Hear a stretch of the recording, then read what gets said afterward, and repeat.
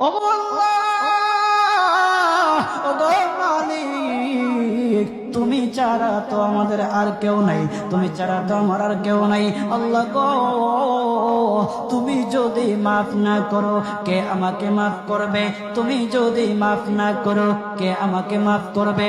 তুমি যদি আমাকে মাফ করো তাহলে তোমার কোনো দিকে কমবে না, তুমি যদি আমাকে মাফ না করো তোমার কোনো দিকে বাড়বে না। আল্লাহ গো, তুমি আমাকে মাফ করে দাও। সারাটা জীবন অন্যায় কাজ করেছি, সারাটা জীবন নাফরমানি করেছি, আমার কাছে কালেমার দাওয়াত কম আসে নাই, আমার কাছে কালেমার দাওয়াত কম আসে নাই, আমাকে লোকেরা কম বোঝায় নাই। ওগো আল্লাহ, তুমি আমাকে মাফ করে দাও। মাফ না করলে কোথায় যাব, কার কাছে যাব? বাবা যখন মারে তখন মার কাছে আশ্রয় নেওয়া যায়, মা যখন প্রহার করে তখন বাবার কাছে আশ্রয় নেওয়া যায়, বাবা মা যখন প্রহার করে তখন দুনিয়ার কারো না কারো কাছে আশ্রয় নেওয়া যায়। ওগো আল্লাহ, ওগো মালিক, তুমি যদি আমাকে মারো, তুমি যদি আমাকে আযাব দাও, ওগো আল্লাহ, কার কাছে যাব, কার কাছে গিয়া মাফ চাইবো? ওগো আল্লাহ, মেহেরবানি করে মাফ করে দাও।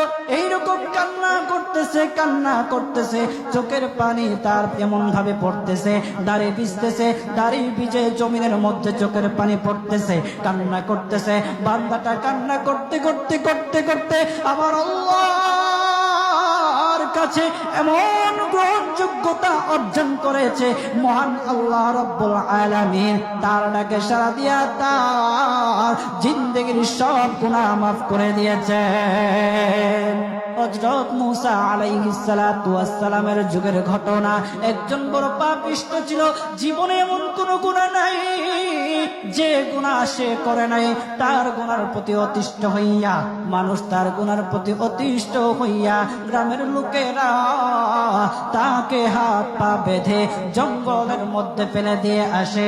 জঙ্গলের মধ্যে থাকতে থাকে, কিছুদিন থাকার পর মালাকুল মউত যখন তার সামনে এসে উপস্থিত, এর আগ মুহূর্তে সে বান্দা আল্লাহর কাছে ডেকে ডেকে বলতেছে, ওগো মালিক, তুমি ছাড়া তো আমাদের আর কেউ নাই, তুমি ছাড়া তো আমার আর কেউ নাই। আল্লাহ গো, তুমি যদি মাফ না করো কে আমাকে মাফ করবে? তুমি যদি মাফ না করো কে আমাকে মাফ করবে? তুমি যদি আমাকে মাফ করো তাহলে তোমার কোনো দিকে কমবে না, তুমি যদি আমাকে মাফ না করো তোমার কোনো দিকে বাড়বে না। আল্লাহ গো, তুমি আমাকে মাফ করে দাও। সারাটা জীবন অন্যায় কাজ করেছি, সারাটা জীবন নাফরমানি করেছি, আমার কাছে কালেমার দাওয়াত কম আসে নাই, আমার কাছে কালেমার দাওয়াত কম আসে নাই, আমাকে লোকেরা কম বোঝায় নাই। ওগো আল্লাহ, তুমি আমাকে মাফ করে দাও। মাফ না করলে কোথায় যাব, কার কাছে যাব? বাবা যখন মারে তখন মার কাছে আশ্রয় নেওয়া যায়, মা যখন প্রহার করে তখন বাবার কাছে আশ্রয় নেওয়া যায়, বাবা মা যখন প্রহার করে তখন দুনিয়ার কারো না কারো কাছে আশ্রয় নেওয়া যায়। ওগো আল্লাহ, ওগো মালিক, তুমি যদি আমাকে মারো, তুমি যদি আমাকে আযাব দাও, ওগো আল্লাহ, কার কাছে যাব, কার কাছে গিয়া মাফ চাইবো? ওগো আল্লাহ, মেহেরবানি করে মাফ করে দাও। এইরকম কান্না করতেছে, কান্না করতেছে, চোখের পানি তার এমন ভাবে পড়তেছে, দাড়ি ভিজতেছে, দাড়ি ভিজে জমিনের মধ্যে চোখের পানি পড়তেছে, কান্না করতেছে। বান্দাটা কান্না করতে করতে করতে করতে আমার আল্লাহর কাছে এমন গ্রহণযোগ্যতা অর্জন করেছে, মহান আল্লাহ রাব্বুল আলামিন তার ডাকে সাড়া দিয়া তার জিন্দেগির সব গুনাহ মাফ করে দিয়েছেন। ওই বান্দাটা তাওবা করতে করতে করতে করতে হঠাৎ ইন্তেকাল করে। ইন্তেকাল হওয়ার পরে হযরত মূসা আলাইহিস সালাতু ওয়াস সালামকে মহান আল্লাহ বলে দিতেছে, পয়গম্বর মূসা, ও দুস্থ দেখো অমুক জঙ্গলে আমার একটা পাগলা আশেক, আমার পাগলা একটা আশেক মারা গেছে, ওই আশেকটার জানাজা তুমি পড়াও, দাফন কাফনের ব্যবস্থা করো। ও মুসা, আর তুমি একটা ঘোষণা দিয়ে বলে দাও, একটা ঘোষণা দিয়ে দাও, মুসা রে, ও মুসা, তুমি ঘোষণা দিয়ে বলে দাও যে আমার এই বান্দার জানাজার নামাজ অংশগ্রহণ করবে, মহান আল্লাহ তার জীবনের সব গুনাহ মাফ করে দিবে। আল্লাহু আকবার। আরো জোরে বলেন না আল্লাহু আকবার, আরো জোরে বলেন আল্লাহু আকবার। হাত উঠায়া বলেন আল্লাহু আকবার, আল্লাহু আকবার। মুসলমান বাবাজি, গভীর মনোযোগ। হযরতে মুসা আলাইহিস সালাতু ওয়াস সালাম একটা পাহাড়ের উপরে উঠলেন। পাহাড়ের উপরে ওঠার পর তখন ডেকে ডেকে বলতেছে, ও উম্মতেরা রে, আমার উম্মতেরা শোনো, আল্লাহ রাব্বুল আলামিন একটা সুসংবাদ দিয়ে দিয়েছে। আমার আল্লাহ রাব্বুল আলামিনের একটা আশিক একটা ওই অমুক জঙ্গলের মধ্যে মারা গেছে, ওই পাগলা আশিকের জানাজার নামাজ অংশগ্রহণ করো। যদি জানাজার নামাজ পড়ো তখন আমার আল্লাহ তোমাদের জীবনের সব গুনাহগুলি মাফ করে দিবে। কেউ যদি নিজের গুনাহ ক্ষমা করাইতে চাও, কেউ যদি নিজের গুনাহগুলি ক্ষমা করাইতে চাও, তাহলে মহান আল্লাহ রাব্বুল আলামিনের ওই পাগলা আশিকের জানাজায় অংশগ্রহণ করো। তখন লোকেরা দলে দলে জানাজায় অংশগ্রহণ করার জন্য দলে দলে গেল, জানাজার নামাজ আদায় করলো।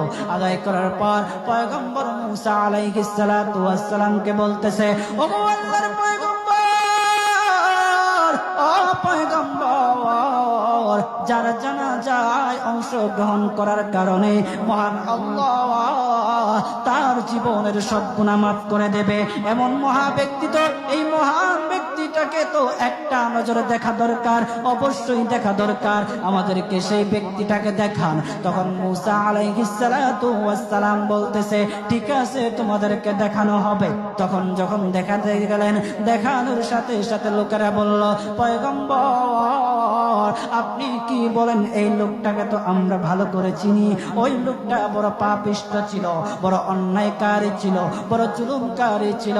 ওগো পয়গম্বর, সমাজে এমন কোন গুনাহ নাই যে সে করে নাই, সমাজে সব গুনাহ করেছে, সমস্ত গুনার সাথে সে জড়িত ছিল, সে জড়িত ছিল। তার গুনার কারণে, তার গুনার কারণে আমরা অতিষ্ঠ হইয়া তার হাত পা বেঁধে আমরা তাকে জঙ্গলের মধ্যে ফেলে দিয়ে আসি। এই পাপিষ্ঠ বান্দা আল্লাহ তাআলার বড় আশিক হতে পারে কিভাবে, আল্লাহ তাআলার পেয়ারা হতে পারে কিভাবে? পয়গম্বর মুসা আলাইহিস সালাতু ওয়াস সালাম আল্লাহর কাছে ডেকে ডেকে বললেন, আল্লাহ, লোকেরা কি বলতেছে আর তুমি কি বলো? ওগো আল্লাহ, এর সমাধান কি, এর সমাধান কি? সমাধানটা তো তুমি দিয়ে দাও। আল্লাহ রাব্বুল আলামিন পয়গম্বর মুসা আলাইহিস সালাতু ওয়াস সালামকে সমাধান দিয়েছে। বলতেছে, ও মুসা, দুষ্ট রে, ও দুষ্ট, তারা যা কথা বলেছে, লোকেরা যে কথা বলেছে সত্য বলেছে, আমি আল্লাহ যা বলেছি তাও সত্য বলেছি। ও পয়গম্বর মুসা, তারা যা বলেছে সত্য বলেছে। ওই বান্দা বড় পাপিষ্ঠ ছিল, ওই বান্দা বড় অন্যায়কারী ছিল, কিন্তু শেষ বয়সে আইসা তার হাত পা যখন বেঁধে, তার হাত পা বেঁধে যখন লোকেরা জঙ্গলের মধ্যে ফেলে দিয়ে আসলো, তখন সে আমার কাছে এমন ভাবে কান্নাকাটি করা শুরু করে দিয়েছে, এমন ভাবে তওবা করা শুরু করে দিয়েছে। আমি আল্লাহ তাআলার এত দয়া, আমি আল্লাহ তার ডাকে সাড়া না দিয়ে পারলাম না, তার ডাকে সাড়া দিয়ে দিলাম। ও মুসা,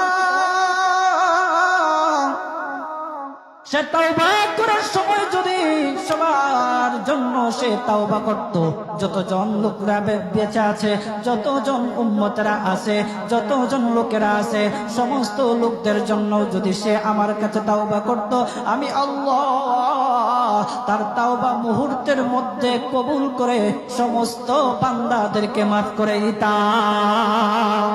সুবহানাল্লাহ। জুড়ে বলেন